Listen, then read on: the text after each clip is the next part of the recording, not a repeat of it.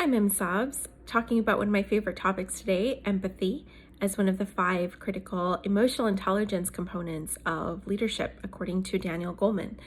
I'll go ahead and define empathy as it relates to leadership first, and then we'll jump into some examples. Empathy is considering others' feelings, especially when making decisions. And what this does is that it demonstrates that you have an expertise in attracting and retaining talent. You have the ability to develop others, and you have a sensitivity to cross-cultural differences. This is how empathy plays out in leadership situations. I know this empathy has typically been used as it's used interchangeably with emotional intelligence. And the reality is that all of the 5 leadership components are critical emotional intelligence components when it comes to leadership. With empathy, it's something that the best people who can teach us about empathy is probably children. Children are great at empathy because they don't hide their feelings, and they also can read other people's feelings pretty easily.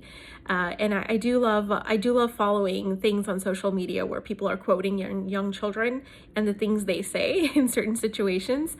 I think that is something that we can all get better at doing. And it's simply trying to put yourself aside and say, I'm not going to impose my truth upon you. Empathy is saying, I'm going to look at what the truth means to you about yourself. And that is what empathy is. And the example I can share is definitely one that's based on maybe cross-cultural things. Empathy helps a lot in cross-cultural situations. Having been a South Asian woman working in America for the past 13 years, having gone to university here, having gone to high school here, I've just lived my whole life here, but I've always been a minority. I've always looked different. My name always sounds different. Something as simple as, as my name. I've had a number of people who have turned my name into a joke. They have, they've definitely gotten a chuckle out of it. And I've laughed it off in the past. And I think that's something that doesn't really bother me anymore. But when I was younger, when I was in grade school and high school even, people not taking the effort to learn my name was a big deal to me.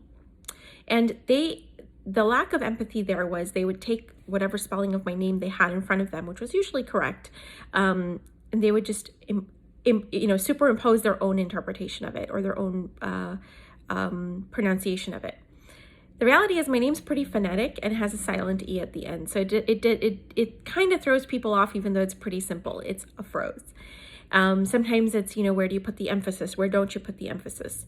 Where I have seen empathy demonstrated when it comes to my name has been when people have asked me, I don't want to mispronounce your name. How do you pronounce your name? That's empathy right there, because the way I pronounce my name is my truth. You can't tell me how to pronounce my name. And that is a very quintessential, especially for minorities who have unique names, right? Like that's critical to your identity. And so when people ask me, how do you pronounce your name? I would love to know how to pronounce it the right way. I find that very appealing. And I think that's a lesson in empathy. It's a small lesson, but it's a major lesson. And it helps establish a great rapport between you and the person you're talking to. Definitely the people who have not pronounced my name correctly at the beginning and have not bothered to ask me if it's correct, haven't really gotten any brownie points from me. If I've been their client or something of that nature, I've not been too happy about the way that they've been treating me when it comes to my name. So that's one example of it. Another example is simply when you are presenting to people. I think everybody reacts to new information differently. And one of the examples that Daniel Goleman actually shares is, you're an American consulting firm. You've gone and presented to a Japanese client. In Japan, business culture is very different than business culture in the US. I studied abroad in China, and I met with some companies while I was out there. And culturally, it's a different environment when you're presenting to a company in Asia. Even in India, the cultural environment is a little bit different than in the United States. So how do you read body language there? How do you try to sense whether or not somebody is pleased with what you've done or whether they are not happy with what you've done? All of these things are lessons in empathy. And I don't have the answers to all of it, but all I'm saying is you have to acknowledge that your truth might be different from the truth of the person that's sitting across from you, especially when you're working with people who are different from you. Almost everybody's going to be different from you. There are some people who you might be able to relate to better, but that doesn't mean that you shun people who you can't relate to better.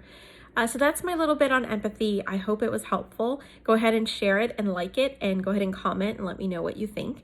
The next and last component of leadership that I wanted to talk through is social skill. So that'll be my next video. Otherwise, I hope you have a great rest of your day, and you'll be hearing from me soon. Bye.